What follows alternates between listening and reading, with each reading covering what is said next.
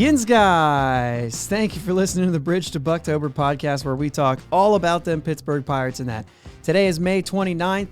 Bucks lost a nail biter in San Diego. But what happened in San Diego? Like legitimate starts from all three starters? All three good games against a really good team? And we took a series from the Rockies this week. 3-3 on the week, but considering everybody and their mother got hurt, I kind of feel okay about this. We'll break down the week that included 2 more debuts, a slew of more roster moves, and still no O'Neal Cruz. I know, I'm not Dr. Seuss. My name is Josh, and I'm joined as always by my brother Jake. What's up, Jake? How we doing, man? Doing all right. Right. As frustrated as you may be losing a game like that, when you really sit back and think about it, like I'm really not overly upset right now. Yeah, and that's how I felt going into that 9th inning. You know, we fought back. We made that game close, 2-2. You know, I'm really not that mad if we lose this game in the 9th inning. Like, yeah, frustrating for sure. Yeah. But, you know, that's a good team. That's a real good team. That's a real good team. I mean, they're not hitting as well as they should. But, yeah. Dude, their pitching staff is really good, and we saw the good ones. Yeah. Or at least good ones. You know what I mean? Like that. Those are 3 good pitchers. Right. I believe that's Musgrove's. I think that's the first time they've lost with Musgrove pitching. Yeah. Yeah. Jeez. Anyway, a lot of things happened again. We got more debuts from Cal Mitchell and Yerry de los Santos, which is exciting. Yeah. Bryce Wilson is optioned to AAA. Not going to say that's exciting, but it's something that we're calling for. Uh-huh. Kevin Newman moved to the 60-day injured list, which seems crazy. Cam Aldred actually clears waivers. Well, he was designated for assignment in the middle of all this and cleared waivers, which was surprising. And Roanzi is back, and I believe this is the beginning. Yeah. He's here to stay. I agree with that. I've said this before, and I'll still say this. I believe there will be an innings limit coming off of a year where he had an elbow injury. There will be an innings limit. However, this is it. I think he's here, especially after his first 2 starts that look very promising. Right. Both starts in which he still doesn't have his command yet. He's getting there. But you know what I'm saying, though? But yeah. 2 really good outings without having your good, you know what I'm saying? Yeah, and in his first start, his slider wasn't really all that great until the 5th inning. All of a sudden, the slider starts hitting the zone, and he's just like, dang, this dude's for real. Sorry, I'm shaking my head here because if anybody's included in whatever those notifications were, I literally have my computer on priority only and still got notifications. Maybe nobody else is hearing those but me. That'd be great. But who knows? Because they might be. Yeah. Sorry, guys. I got very distracted there. But you're right. Heath Hembry's hurt. Dan Vogelback's hurt. Yoshi's hurt. Ben Gamble just got hurt. And we still don't have an answer on Michael Chavis. He can't swing a bat. Right. 11 guys right now on the injured list, if you include Yajure and Kranick, who are on the minor league injured list, who are on the 40-man, but injured. 11 guys. It's a lot. And some of those guys, I mean, do I have the roster still up? Yeah. So Ben Gamble, Jake Marisnick, Vogelback, Yoshi, Newman, Roberto Perez, and that's it. Well, and if you count Yajure, who was on our opening day roster, that's a lot of guys that were here, right? And now are not just because of that, but because they're hurt. It's wild. It's wild. It is pretty that's tough, especially like we're calling some guys up that weren't expecting to call up yet. Right. And yet still ignoring those who we thought would get a call up. Yeah. And I'll just come right out because we've talked about this in weeks past. Like Mason Martin, we probably missed our window. He's like 1 for 16 in his last 4 games. Yeah, you almost have to let him find it again before you call him up. Yeah, you kind of do. But then again, like he don't have to get as hot. This is when He's it gets just gotta bad, though. find it again. This is when it gets bad, though, because now you're in a position where literally the only first baseman on our roster right now is Josh Van Meter. Yeah, it's rough. So somebody's gonna have to get some time, like practice. And today we recalled Hoy freaking Park. I'm pretty sure there's going to be a hole in my couch here in a second. My dog is just digging. I don't know if you guys can hear it, but it sounds loud to me. That's the one to me sometimes. That frustrates me because as anybody who is following me on Twitter or listening to me talk on here, he's my number 1 first to go or next to go, I guess, at this point. Yeah. I would have dropped him before Cam Aldred. Yeah. Only because he's not only killed us offensively, but defensively as well. I'm sorry. If you are no-sided, like if you're a one-sided player, like Cole Tucker's not bad defensively, he just can't sniff it. And he's actually hitting worse than Hoy Park, but at least he has something. And I'm not making a case for Cole Tucker because he's next. Like he's also on that list. You know what I'm saying? And even though I like him, you know what I mean? But he's next on that list. But to me, it's after Hoy Park. Only because like we've nothing invested in him. It was a take a waiver on him. It didn't work out. Let's move on. Yeah.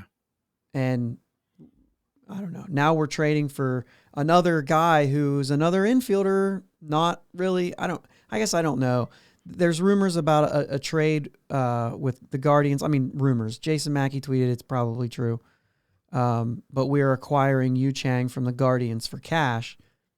I've seen Yu Chang play in Columbus quite a bit. I've seen him mostly play third base. And I'm just like, well, you know. Yeah. I don't know. We've got infielders galore. We've got them. They're there. We don't need that.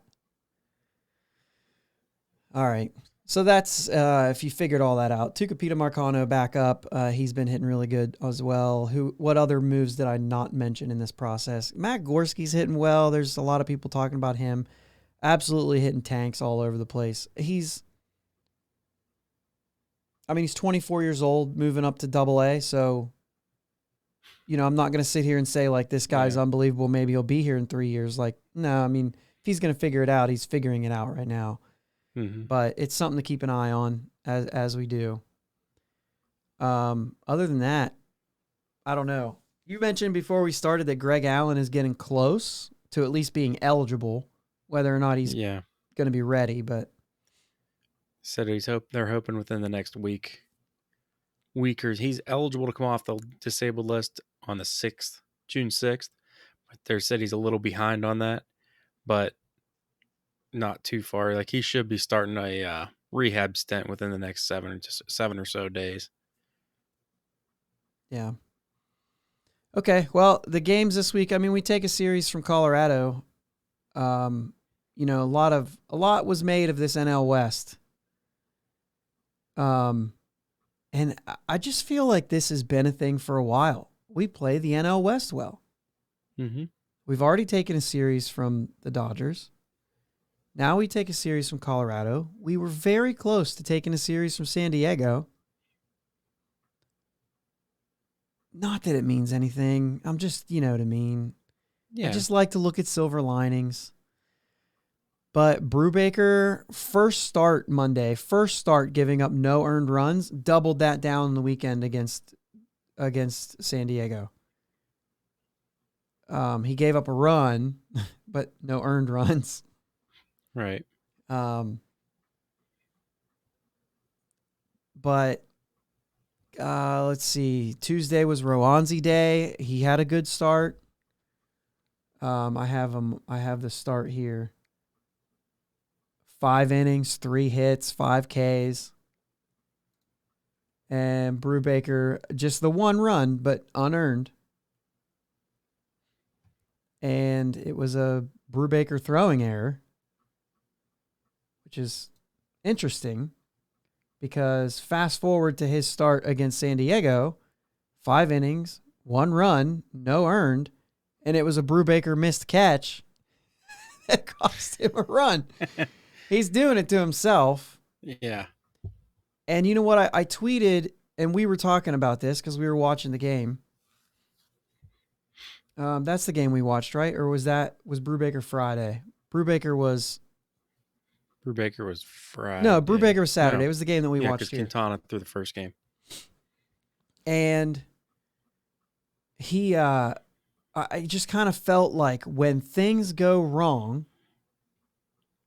Oh, that was the Van Meter flip to Brubaker where he reached and he's looking down before he caught the ball and all that stuff. That's right. When things start to go wrong, man, I feel like I said this, I feel like he just lets it get to him. Mm-hmm. But hold the phone because he ended up not giving up any more runs. Now, that run was caused by him, there was only a guy on first. The guy doesn't have to score. He seemed to put a lot of pressure on himself. He ended up having to pitch out of a bases loaded jam, 2 outs. Right. Got the big strikeout. So, there's those, and then he was okay. 5 innings, like I said, no earned runs. So twice this week, 5 innings, no earned runs. The only thing he's kind of turning a corner there. Yeah, he is. He really is. The next thing he needs to work on is the pitch count. Like he's got to be more efficient. Yeah, 96 pitches in 5 innings. It's like he wanted to go back out for the 6th, and it's like, dude, if you want to go back out for the 6th, be more efficient. Right. Dude, your sinker's disgusting.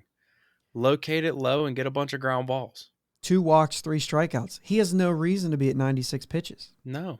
You know what I mean? You're talking about a guy who is just deep into every. It reminds me of what Chad Kuhl used to do. Mm-hmm. Just a ton of pitches, but not like. I'd be like, yeah, he threw 96 pitches because he struck out 12. Right. Or, oh, he ran into some walk trouble. Like 2 walks in 5 innings is like pushing the limit, but it's not terrible. You know what I mean? If you can get out of it. Right. And yeah, you just not, throwing too many pitches. But either way, when you look back at Brubaker's start to kick the whole week off, it's good. And he went 6 2/3 in that game. And then you move on to Contreras, who had a really good start. And the only start of the week was Wednesday, where we thought, and it was weird because it was Zach Thompson, who had 3 good starts and the relief appearance, but that's an inning, whatever. 3 good starts leading into the game and gives up 4 runs in 3 innings on 7 hits.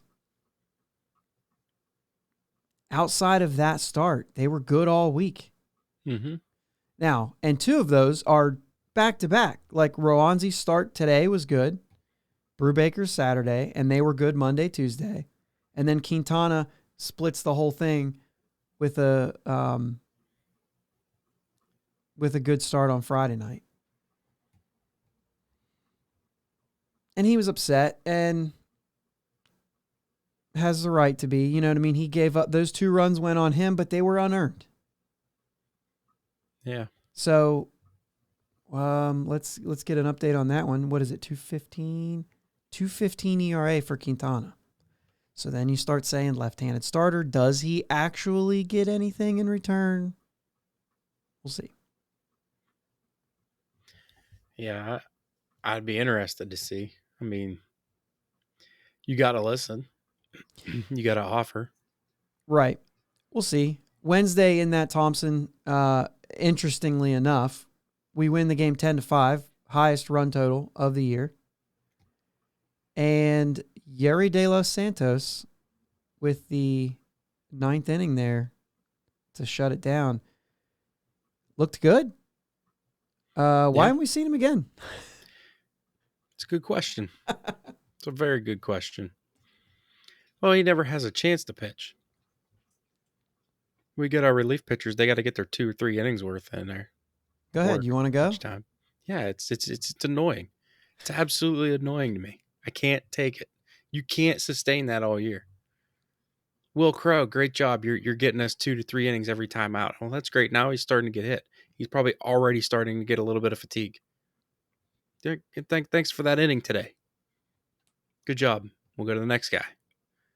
We need you for 2 today. That's fine. That's fine.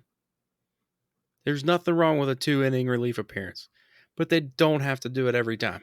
They just don't have to. Shouldn't have to. You got guys sitting out there like Yerry de los Santos. He's pitched 1 time this whole week. Now they're going to throw him in another. He's going to be rusty. These guys need to pitch, but they don't need to pitch 2 to 3 innings every time out there. Why in the world would we send Dwayne Underwood Jr. out for a 3rd inning in the 8th inning? 8th inning. 8th inning. 8th inning's the most important there for Dwayne Underwood Jr., but still, why send him out for... I just don't understand it. You've said it for years. Once a relief pitcher comes out of the game, he shouldn't go back out there. I'm not on the board with that 100%. So I have a thing, and I will still, because I'm going to defend that a little bit. Sure. I believe that when relief pitchers come in to get out of a jam specifically, if you get a clean inning, it's different. I will say that. But if you come into a game in the middle of an inning with base runners on or whatever, I think that there's adrenaline involved, and there's guys that are kind of equipped to come into those scenarios. I think when they come into the dugout and that adrenaline goes down, they can't go back in. They're done. Right. Yeah. However, what I've seen on this team, first and foremost, when I talk about Dwayne Underwood, who was that guy last year, and now Peters and Crow, who are that guy this year, and somehow Bednar is starting to get to a place where he can do this as well. Well, Bednar, anyway, let's go with those 3 guys. Those 3 guys are guys who understand immediately, and I still think it has to be clean inning. But they go out there knowing, all right, I've got 2. You know what I'm saying? Unless I don't do well, I've got 2. But they've shown time and time again, he struggled in his first inning. We're going to send him back out there for inning 2 because he can do that. And they've actually just come back and had a clean inning the second inning. And it is interesting. But I think that the Pirates have 3 guys on their team right now who are just that kind of guy. I don't think you need to be messing around with Bonda for 2 innings, or Bednar's an animal. I don't. To me, he's going to be overworked. I think it's a situation where right now, and this is the I don't know, this is the crux of we're not that good, and if we have a lead and we really want to get it, you got to go with Bednar for 2 to get the win. But at the same time, you're like, dude, I want longevity from him. And so while you're trying to really squeeze out every win you can get, and I know and you know that Bednar's our guy to get that win, there is part of me, because Twitter's clamoring, Why would we go to Stratton here? We should have Bednar for 2 innings. He's been doing it all year. Why stop? Because it'll help you win a game tonight. And as a fan, you want to win that game tonight. But at the same time, like, you have to pick and choose because Bednar's not going to be able to do this all year. I will say, though, for Peters, for Underwood, and for Will Crow, I'm not going to complain about it because I think that we just happen to have 3 long relievers on our team. Yeah, but they don't need to be long relievers every time they go out. I understand that, but unfortunately, our long relievers are our guys who get the most outs. Stratton, I don't think he should have went out there in the 10th. No. But in that scenario, and I'm only playing devil's advocate with you, right? I'm not entirely disagreeing with you. In that scenario, you're starting to get into extra innings, and you start to say, like, okay, well, we don't know how long we're going to do this. You know what I mean? And so there is part of that that's kind of like, I'll give you a pass a little bit when you start to get into extra innings because like, we can't just flippantly go 1 inning, or all of a sudden we've got a position player on the mound again trying to win a game with a position player. And we certainly are not in any position to start bringing in starting pitchers to, you know what I mean? And that's obviously not what I'm talking about. Right. But, but you mentioned Stratton. Why are we going to him for 2 innings? But I think with those 3 guys, and I understand what you're saying, like, I just think with those 3 guys, the problem is we don't have enough for deep in the game. I'm thinking in this situation, why did we bring Stratton in the 9th inning anyway? Because you did have Crow out there, one of our longer guys.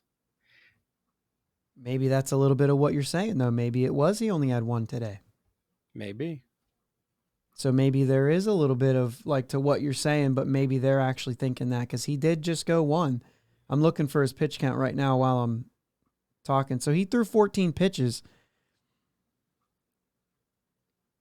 Did he throw the night before? He did not throw Saturday. And Friday he threw 32 pitches. So a little bit of a longer outing, but he had a day off. I don't know. That would be a situation where I could. Oh, that was that bullcrap inning where they made him stand out there and wait for an umpire to get ready. No, that was Saturday. That was Saturday with, who was that? Was that Peters? Was it? Yeah. Peter, how big is Peter's glove? You It's pointed this enormous. out. You were like, why is that even legal? That is one of the biggest gloves I've ever seen a pitcher use. Yeah, that's no doubt. I mean, he's not huge, so it looks really like cartoon on him. It's hilarious. He's trying to hear his pitch come. He holds that thing up there, and it's like, holy moly. He's got like a 14-inch glove on the mound. Yeah. It has to be 14 inches. Has to be. It's huge.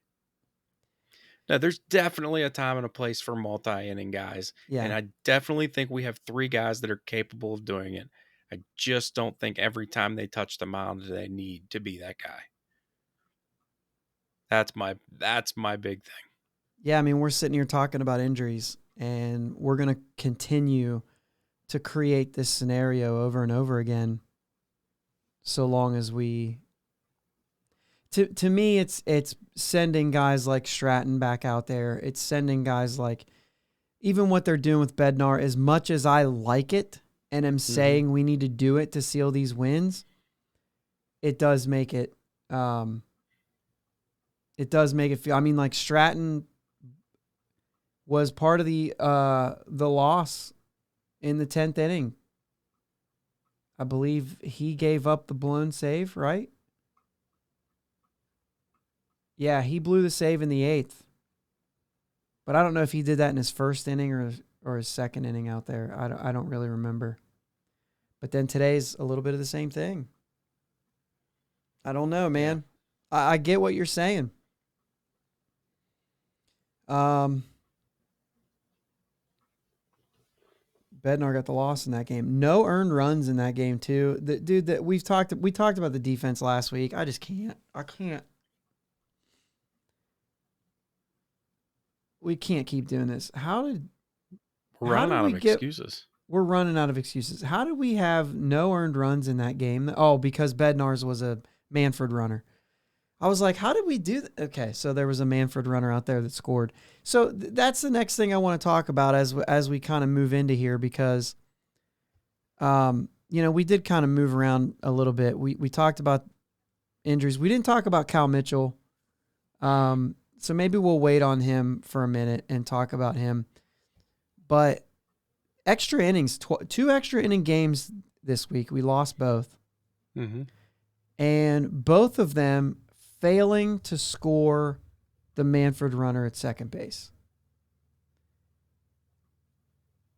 And Tuesday was Hayes and Reynolds striking out with a guy like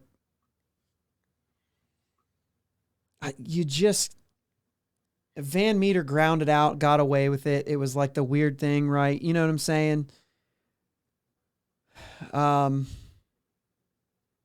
Basically grounded out, but it was deflected and whatnot. But the thing is like you got to have Hayes is not having a bad year.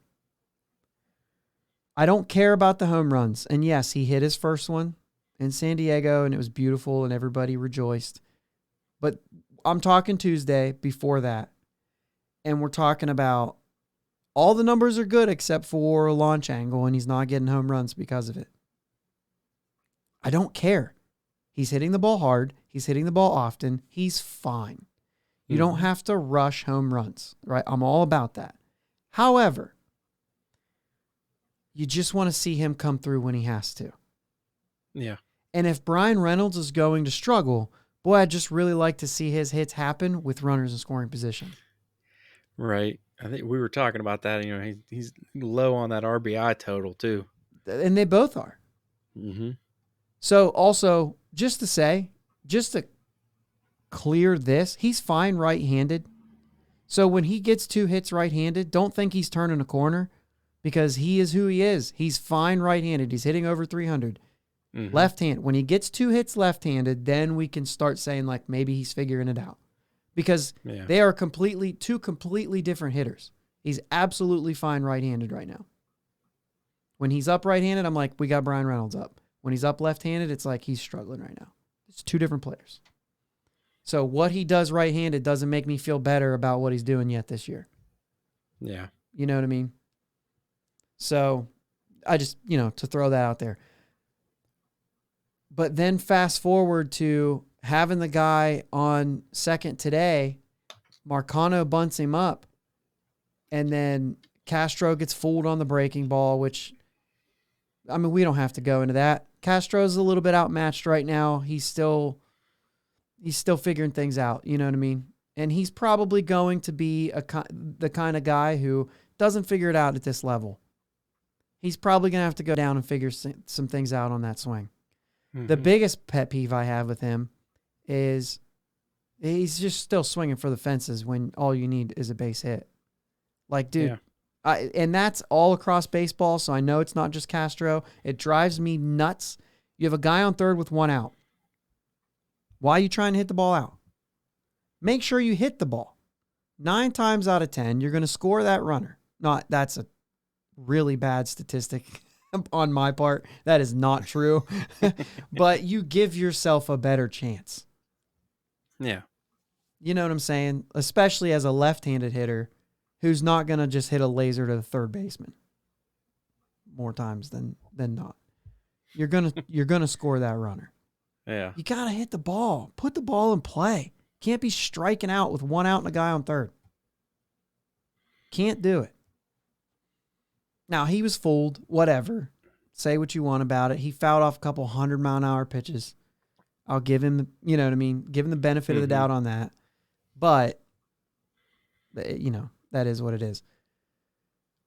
But still, you just got, and then with Park on third, what are you doing? You know where you're at. I understand. Oh, it's aggressive. It's good. No, that backstop's not far away. Right. It's not a place. And he had Key Brian Hayes standing in the box saying, "Stay," holding his hand up, saying, "Don't come in." That's Here the he big comes. thing. Comes That's the big flying thing. in. And you just have a guy who's hot. He won the game for you yesterday. There's 2 outs. You got to have Hayes hit there. Yeah. You have to. With me saying that he has to come through in that scenario on Tuesday, he gets a shot and we take it away on a dumb play. He never even made it to home. Now, No. it was a really nice play by Alfaro. However, I think if he just throws it to the pitcher, he's out a little bit better, a little more. I don't know. I'd have to see the play again, but part of me thinks like maybe he's out even more if he just throws it to the pitcher and he just lays a tag down, but maybe not. I don't really know because it did bounce right back to him.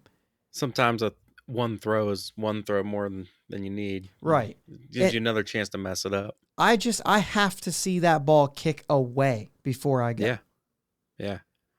Even if you break. Like that's not a big... Oh, shoot. It bounced right back at him. I'm getting back. If I'm in Oakland, I'm safe standing up. Yeah. If I'm at PNC, it's the same thing. It's not real deep, but PNC at least has a bunch of things it can bounce off of. Mm-hmm. Or if it hits the thing and goes straight up, now you can score. But I've got to I got to take my secondary and look, and I have to see that thing kick away or else I'm not going. Yeah. And I don't know if it's a matter of I don't have a place on this team and I'm trying to be something, or you know what I mean? I just don't know. Yeah. Maybe he thought it kicked away. Very aggressive, unnecessarily aggressive with Key Brian Hayes up the bat. Right. So that's where I sit with it. I think I don't know. I think you can't do that. When you're just called up, you're pulled into this scenario. Maybe that plays. Maybe, you know what I'm saying? Maybe he wasn't. I don't know. Doesn't matter. Yeah. Can't happen. Nope. So let's take a break and get into a couple other things because we've got a Hayes home run to talk about. And we did talk about starting pitching. I was going to say we have starting pitching to talk about, but we'll talk a little bit about Cal Mitchell and kind of move into something else there too. Yep. Maybe laying down a bunt or something. That's a great idea. Let's take a break. Thanks for listening to the Bridge to Buctober podcast. Check us out on Twitter, Facebook, and Instagram at Bridge2 Buctober. Audio podcast available on your favorite podcast platform. Video podcast available on YouTube. Follow us on the socials and subscribe to the podcast. If you're on Apple Podcasts, take a couple minutes for a review. We'll be right back. Swearingen Bat Company is Ohio's premier wood bat company, specializing in custom wood bats to meet any need from T-ball to senior league. Check out their website at swearingenbaseball.com. Link is in the show notes. Twitter and Instagram at Swearingen Bats. You can also find them on Facebook. Swearingen Bat Company, that's swearingenbaseball.com. Let them know you heard it here. Welcome back to the Bridge Buctober podcast. It's May 30. And we're going to get into Cal Mitchell debut. Another one, chalk it up. Mm-hmm. Another guy making his debut here for the Pirates this year. Get used to it. There's a few more that's going to happen. But debut Tuesday night, gets the knock. First hit is his first RBI right after the Diego double. Yep. And man, you just got I don't know how many. This is crazy because we've had so many debuts, but I'm just glued to the TV Tuesday night. Did he so put a good swing on a ball, his first at bat, to right field. Mm-hmm. Puts a good swing on a ball to right field or to left field. Base hit up the middle. So, throughout his first few at bats, you already can see he's willing to use all fields. He's been hitting well. Mm-hmm. He made a nice play. Made a play that was kind of like the one he jumped near the wall. Like that, dude, that's first day PNC. That's a tricky right field. Mm-hmm. Maybe doesn't have to jump there. Definitely jumped early, right? But at the same time, like, way to just make sure you had it. Yep. And like you said, it's a tricky right field. You're learning new dimensions of the park. Yeah. That wall is, I mean, that's a catch. That's a catch that a very good defender from an away team would make. Mm-hmm. He'll get comfortable over there. He won't need to jump for that next time.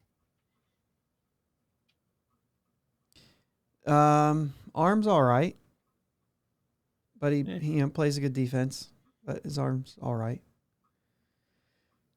A lot of we got a hit in his first 4 games. Mm-hmm. You know what I mean? So he's showing up. We're gonna see more of this, and the interesting thing about this is we have guys on the team who are struggling, and we're losing games. And it just feels bleh. The weird part is we're going to bring a bunch of guys up who are going to struggle, but it's not going to feel bleh. Right.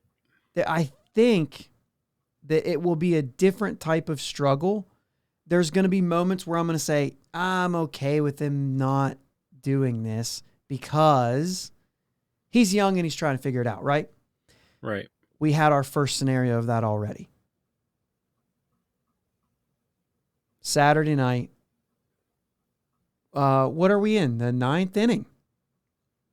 Mm-hmm. Diego, off the NL leader in saves, Diego starts off with a double. Mm-hmm. And you're just like, here we go. Marcano's up. Contact guy, gonna lay it down. The call is bunt him up, right? Yeah. And that's what they called. And he doesn't even throw a strike. Yeah, 4-pitch walk. Like he can't throw a strike to a guy who's bunting. And so as soon as that happens, I'm like, well, you need to square around, Cal. Yeah. Let's do this. So Cal squares around. He throws a ball. All right. And he throws another ball. All right, let's do it. And then they go out and they talk to him. And Cal Mitchell proceeds to get 2 pitches that are buntable and can't lay it down. And the conversation is his last sacrifice bunt in the minor leagues was 4 years ago. You know what? And I didn't think about this. Let's say 3 years ago. There was 1 year that they didn't play. Sure. But let's say 3 years ago. Just to throw him a bone. Why? So, okay, it didn't happen this year. Yeah. That's understandable. Probably, may not have gotten into the scenario. Last year, probably should have found a way in Double-A to get him into a scenario where he needs to lay down a bunt. Yeah. To me, it's fundamentals of baseball. You have to be able to bunt. You got to be able to bunt. And I know there's a lot of people out there. How can you not bunt the ball? Like, sure, you probably bunted when you were in high school. That's fine. That those pitchers aren't major league pitchers. I'm sure it is harder to lay down a bunt to major league level. Especially against a guy like that. These pitches are moving like crazy. I get it. Here's the bullcrap answer, though. Because I know where you're going with this, but here's the bullcrap answer. First off, they bunt every day. Yeah. It's different bunting in a game. Yeah, absolutely. But the bullcrap answer is, yeah, but he's probably your guy at Double-A. Like, he's probably your guy that you want to swing the bat in those scenarios. No, because I don't care. If you're in Double-A Altoona, you're also developing a player. It's not about the curve winning a baseball game. Right. Not only about the curve winning a baseball game. Yes, you want to build winning culture. I'm not going down a path saying that I don't think they need to win games. Right. All I'm saying is that Cal Mitchell might be your guy in Double-A, But in the show, it's hard to score runs. Mm-hmm. And he may not be your guy in the show. Right. So he's got to lay a bunt down. Absolutely. Which means put him in the scenario in the minor leagues. It is about development, then develop him. He has to be able to have game opportunities to put bunts down in case he has to do it at this level. I'm sorry, Right. you're facing Taylor Rogers right now. You might not be the guy. Right. So that comes to the bunt conversation. So go ahead. Tell me how you feel about, because the game is different. It is. It is different. And my first opinion is you get a runner at second base with nobody out, get him to third. Just get him to third. Bunt him over, one out. Depending on, and there's a lot of dependables too. And that's where I was going to go with this, and you know that because we went through this discussion Saturday. Yeah. And I'll go to this real quick before you make that point. We had a conversation, even as far as like Twitter goes. Somebody puts up run expectancy. Nobody out, runner on second, 1.1% chance you score that run. One out, runner at third, 0.9. So it's a 0.2% difference. I made the point that I think it'd be interesting to see how that percentage changes. Runner at third, one out, if the runner was bunted to third. Because I would think that you have a little bit of momentum going there. However, if you get a one-out triple, you might have some momentum too. Right. So go ahead with because I think you're going to go to a place I was going to go with scenarios. Yeah. So, I mean, you got your 9-hole hitter up and a runner at second. You bunt him to third, you got the top of your lineup up. Mm-hmm. Your top of your lineup should be high contact. You should be able to get a fly ball deep enough to score him. You should be able to get a ground ball to the right side or anywhere but pitcher or third, and you should be able to score a run. I just feel like the percentage of ball in play where the runner scores has to be way higher than ball in play and runner scores from second. But then when you get walked... Yeah, because a fly ball keeps him at second. Right. But if he's at third, a fly ball scores right him. Field. Right. You know? But a fly ball scores him if he's at third. Right. Absolutely. But then your 9-hole hitter gets walked, and you got your leadoff hitter up. Now I got a guy. Well, here, start over with Marcano, our 9-hole hitter. If he lays down a good bunt, it's not necessarily needs to be a 100% sacrifice bunt. Because he can sacrifice first, but let's put the ball in a position where we got a good chance to get a hit too. Just get that ball down a third base line. You're probably safe. All right. I'm going to interject here. Because situational, it worked out. And a complete opposite way than I would have assumed, and I would have called it. Because Marcano gets walked. Now, he was bunting. Mm-hmm. I actually am not a guaranteed sell on him bunting. And the reason I say that is because of who's on deck. Yes, it's your leadoff hitter, but I got Taylor Rogers on the mound with a guy who's in his first week in the show. A left-handed hitter going up against Taylor Rogers. Sure. Which means I got a chance of a strikeout there. And so that makes it a little bit different for me with Marcano, who's also very early in his career, especially as far as experience and age and all those things, and a lefty. However, he's a different type of hitter, and I think his chances of maybe getting something to the outfield, you know what I mean, not in the air maybe, like base hit type stuff, scoring a runner. Mm-hmm. And also seems like those high contact guys like Adam Frazier, you know what I mean, which is supposed to be the the comp for Tucupita Marcano. Maybe he's a little situational here, and he's not going to hit you a ground ball to third base.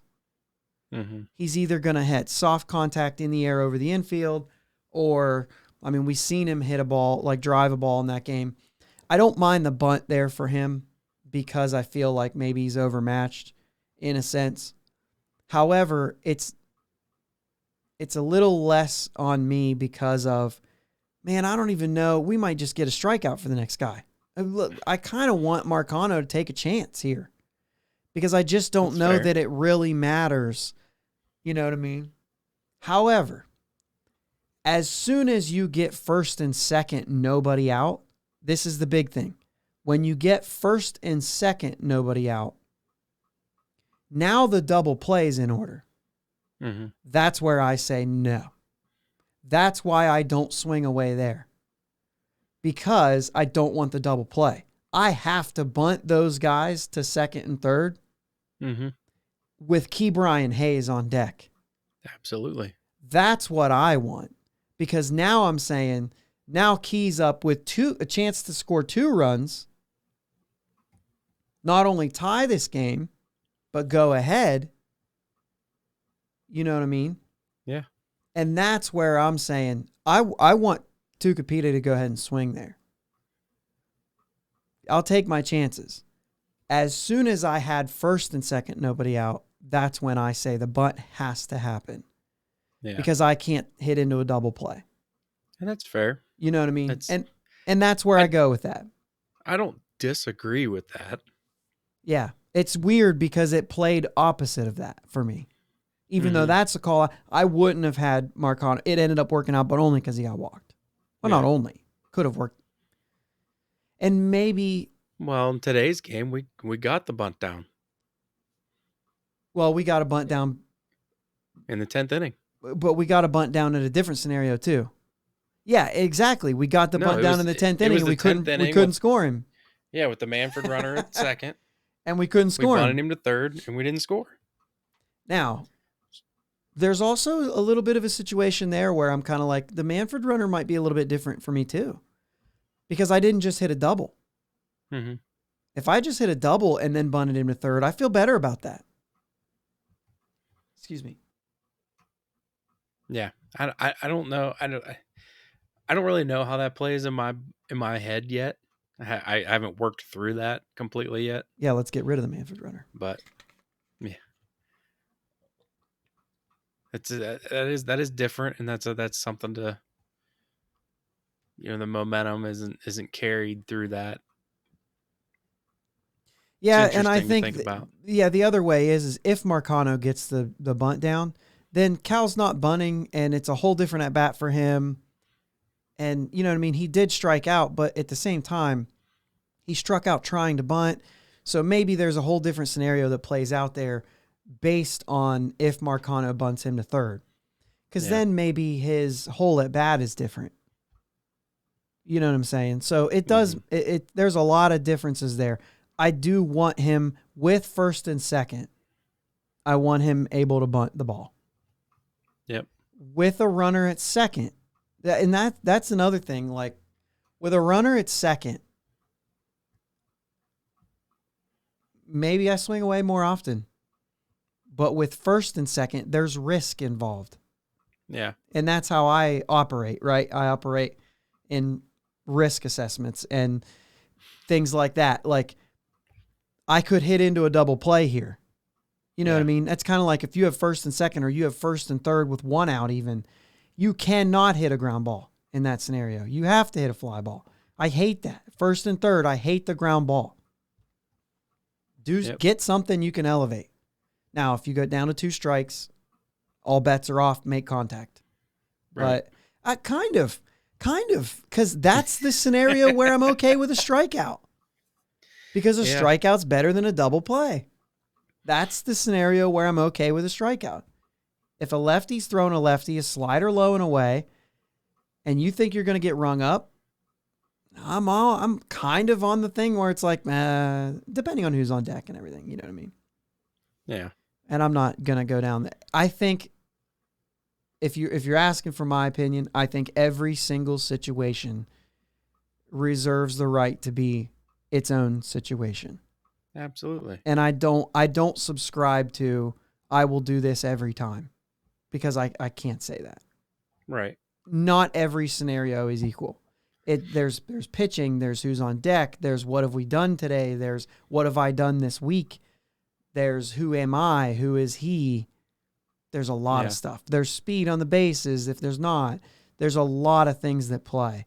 Every single situation is an individual situation. Yeah. And this individual situation happened to be Key Brian Hayes' first home run. None of it matters. We win 4-2. He got a little bit of loft, and he knew it. Yeah. He's had a couple hits I thought were home runs before that. Yeah. That one at Wrigley, that would hit the net and bounced back. You know what I mean? Like, there's things like that. I'm just not. I wasn't worried about it in the first place. No. He's hitting the ball hard. He's hitting it often. No, 100%. I'm fine with it. He don't have to hit home runs. Not everybody has to hit home runs. And don't give me. They asked him. Asked him after the game. They how does it feel? Did you know? Were you trying? He's listen. I'm not going to be anybody but me up at the plate. I'm going to try to hit the ball hard. I'm going to try to hit it square. If it goes, it goes. If it doesn't, it doesn't. Yeah. I'm not going to try to be somebody other than myself. I love it. And that's the approach that a lot of these guys just don't have anymore. Yeah. And it drives me nuts. And the other point I wanted to make, the last thing on that is, don't give me the fact that he's a third baseman. I don't want to hear it anymore. Yeah, but he's playing a power position. Really? Because I could take you through the starting shortstops in Major League Baseball and tell you that more of them more than not, they're hitting bombs. Yeah. And the shortstop position is not a power position. You want to tell me that third base has to be power? No, it doesn't. When shortstops stop hitting bombs, then I'll look at my third baseman and say, pick up the slack, kid. Mm-hmm. Because now you're playing a power position. And I don't even care if it's the Pirates. Because I'm not going to sit here and say, because my team needs it, you need to hit them. No. You be you. I'm not forcing you to do anything. But I'm totally done with saying that position-wise, I need power from this position. Right. No. I need guys that play defense. I need them to play defense at their position, which is a whole other thing that we're not getting into today. Give me your position, the best one that you play. Right? Mm-hmm. I'll take versatility from somebody who, isn't in the lineup every day. But that's it. And then you be you on offense. Your offense and your defense have nothing to do with each other anymore. Right. I need power from X amount of players. That's it. Not specific positions. In this day and age, you do need power from more. Used to be you could say, I'll take 3 power guys. Mm-hmm. And one of those guys has to be an average guy as well. Yeah. But I'll take 2 guys who sell out for power with low batting averages in my lineup, and I'm okay with those guys. Even if they're high strikeout guys, I'm okay with having 2 of those guys on my team. Mm-hmm. You know what I mean? No more than that. I mean, you know what I'm saying? Yeah. Now, I keep saying this day and age like I'm a freaking boomer or something, but you know what I mean? Like, it's just the game is different. There's a lot more power, so you need more power. Mm-hmm. Unless you're pitching a lot or, you know what I'm saying? Something like that. Like, you look at like Cleveland, who's kind of built on great pitching and home runs. And they don't have a lot of average. I mean, they do right now with Quan doing what he's doing, but in the past, it's been, let's hit our bombs because those will win games, right? Yep. And that's a recipe, and they've had success with that recipe. But like, you have a team like the Pirates who we're low contact, low power. You can't do that. Then we understand that. Eventually, an identity has to happen with this offense. Yeah. It does not have to be from the third base position, especially when our prototypical third baseman on offense is going to be playing shortstop at some point this year. Right? High strikeout, high power guy, O'Neal Cruz, playing shortstop. Yep. Maybe not the best defender on the field, but like our third baseman is our best defender on the field. I know he's made some errors. Defense slumps too. And I'm kind of there with you guys at this point. I need it to stop. Right? Mm-hmm. And he's not a power guy. And so it's a little bit backwards, but I don't care because you build a team off of individuals and you just need those things to happen. Right. So let's let them happen. They're going to happen. Let them happen. Build your team. Right. If we end up with a guy like Mason Martin at first who's going to strike out 30% of the time, barring he continues at a 30% clip and not a 50% clip, we have to see that happen, right? We have to we have to see it happen. We have to give him a shot to see. We can't just say he'll strike out 50% of the time in the major leagues. Well, let's find out. If he does, then he's not working. But we'll never know until we give him a shot. Right. But you just can't have a team full of them. And I don't want Key Bryan to turn into that guy as well. Let him do his thing so that you don't have a team full of guys selling out for home runs. Right? I don't mind you selling out for a home run once in a while. Yeah, which, by the way, we've seen a couple cuts from him where he swung through a ball that was like, oh, he tried to hit that one back to Pittsburgh. Mm-hmm. And guess what he didn't do on his home run ball? That swing. Right. Luke Voigt swang the bat. It's like I can't talk all the time. Luke Voigt took a cut the other day that I thought, if that guy would have hit that ball square with that swing, it goes 500 feet. But if he just takes a little off of that, stays balanced, and hits one 410, it counts the same. Mm-hmm. So why are these guys doing stupid stuff like that? Because in my opinion, it's absolutely stupid. Yeah, I agree. You got any closing remarks? Not really. I just get out to the ballpark. We got Arizona coming to PNC next weekend. Get out to the ballpark and let's ban the wave.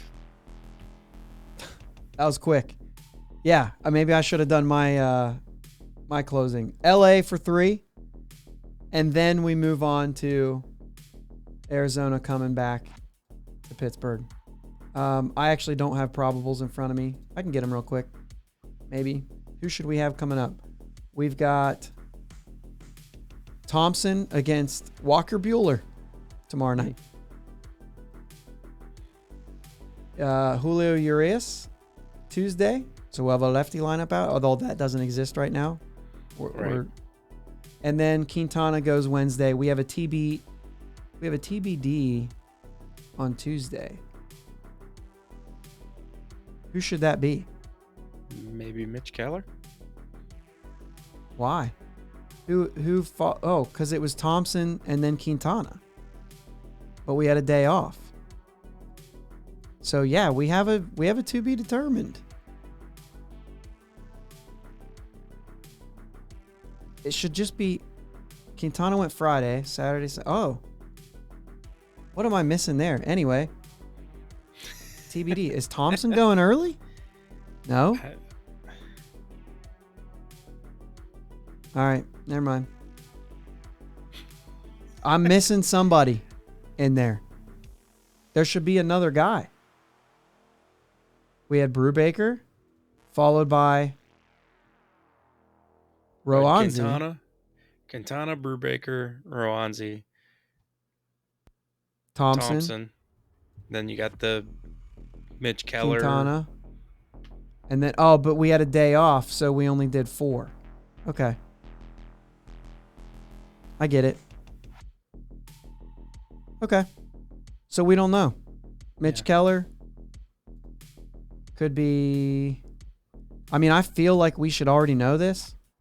Is somebody else hurt or something? Maybe not. I mean, would DeYoung get a start here? Would Beatty get a start? I mean, we haven't seen them. Maybe. And then Keller. Maybe. So maybe one of those guys open it up for Keller. Or Peters open it up, or We'll see. yeah. Okay, we're going to lose a series to the Dodgers. We already beat them once. Now we're going to their place. And we got Urias and Bueller, and then White.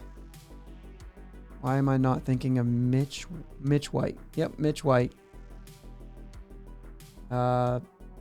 Only started 2 games, pitched 7. Is this another opener maybe situation for him? I think that's what he's done before.